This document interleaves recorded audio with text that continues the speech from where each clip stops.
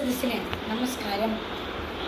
കേരളത്തിൻ്റെ നവോത്ഥാന ചരിത്രത്തിൽ വിപ്ലവകരമായ മാറ്റങ്ങൾ കുറിച്ച ഒരു വ്യക്തിയാണ് നിധിയിരിക്കൽ മാണിക്കത്തനാർ.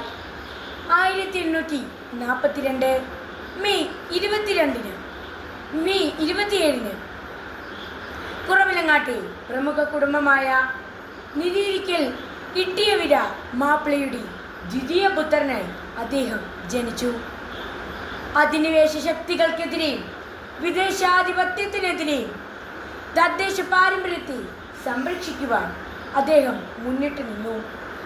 സഭകളുടെ ഐക്യത്തിനായി ജാതൈക്യ സംഘം രൂപീകരിച്ചുകൊണ്ട് അദ്ദേഹം മതസൗഹാർദ്ദത്തിൻ്റെയും ഒരുമയുടെയും ഒരു മാതൃക സമൂഹത്തിന് തുറന്നു കാട്ടി.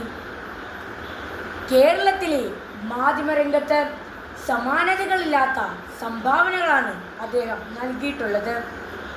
ഇന്നത്തെ ദീപികയുടെ മുൻഗാമിയായിരുന്ന നസ്രാണി ദീപികയുടെ പത്രാധിപരായിരുന്നു അദ്ദേഹം.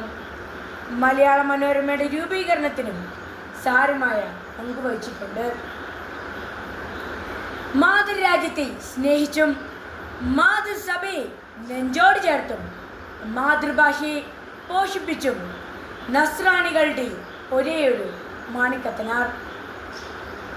വലിയ സ്ഥാനമാനങ്ങളെയും ഭൗതിക കിരീടങ്ങളെയും പുറംകാലം കൊണ്ട് തട്ടിത്തെറിപ്പിച്ച വിശുദ്ധ പൗലോസ് ശ്ലീഹായെ പോലെയും നമുക്കും അവനോടൊപ്പം പോയി മരിക്കാമെന്ന് പറഞ്ഞ മാർ തോമസ് ശ്ലീഹായെ പോലെയും നമുക്കും അദ്ദേഹത്തെയും കാണാം. ജാതിമത ചിന്തകൾക്ക് അതീതമായി പ്രവർത്തിച്ച അദ്ദേഹം നമുക്കെല്ലാവർക്കും ഒരു വലിയ മാതൃകയാണ്. നന്ദി, നമസ്കാരം. ജയ് കൃഷ്ണ.